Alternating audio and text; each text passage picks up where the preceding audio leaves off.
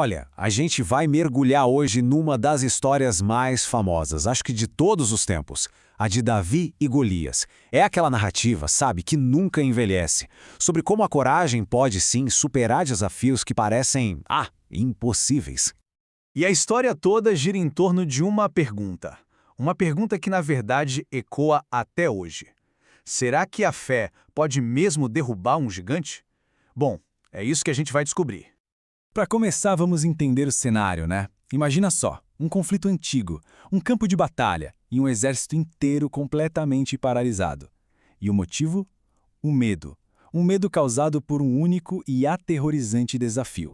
A coisa tá tensa, dá pra sentir no ar. De um lado os israelitas, do outro os filisteus. Ninguém avança, ninguém recua. Só que os filisteus, eles tinham uma carta na manga, uma verdadeira arma secreta, um campeão tão assustador que só de ele aparecer, o jogo já virava.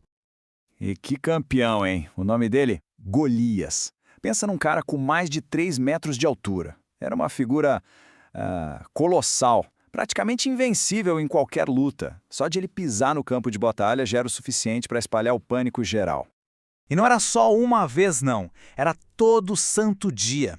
Ele ia lá na frente e lançava o desafio, zombando, humilhando o exército de Israel. E qual era o resultado? Medo.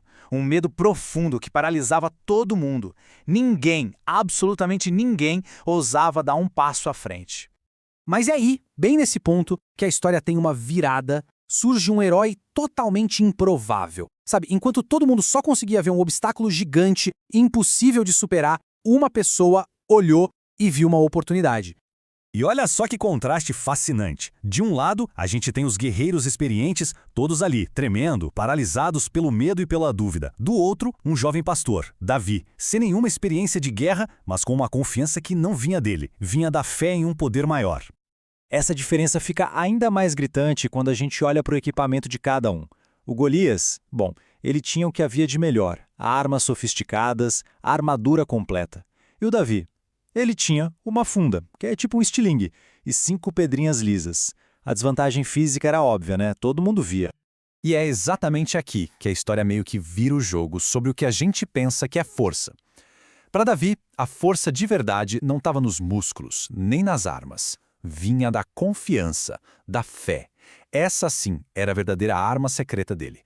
E com tudo isso, a gente chega no confronto. Naquela que parecia ser a batalha impossível. O momento exato que estava prestes a mudar o rumo da história para sempre. Dá para sentir a tensão no ar.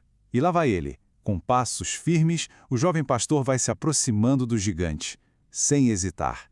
Ele está literalmente caminhando em direção ao próprio medo. E a reação do Golias? Pura zombaria. Ele riu, né? Como é que aquele jovem, quase um menino, achava que podia desafiá-lo?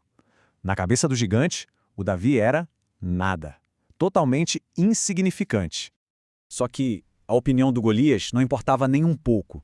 O que realmente contava era o que estava acontecendo dentro do Davi. Ele estava focado, com uma precisão e uma fé que não se abalavam, bem ali, naquele momento decisivo. E então, aconteceu. Com um movimento rápido, certeiro, ele gira a funda e lança uma única pedra. Um ato tão simples, mas que estava carregado de propósito, de convicção. E o gigante caiu. A pedra atingiu em cheio a testa de Golias. E aquele homem que parecia invencível desabou. E essa vitória, olha, não foi só do Davi, não. Ela serviu de inspiração para uma nação inteira. Ok, mas e a lição que fica disso tudo? Como é que uma história tão antiga ainda tem tanto a dizer sobre os desafios que a gente enfrenta hoje em dia? Isso faz a gente parar para pensar, né? Quais são os nossos gigantes? Às vezes são medos que a gente tem por dentro. Um projeto no trabalho que parece impossível de entregar, ou até desafios maiores, sociais, que intimidam a gente.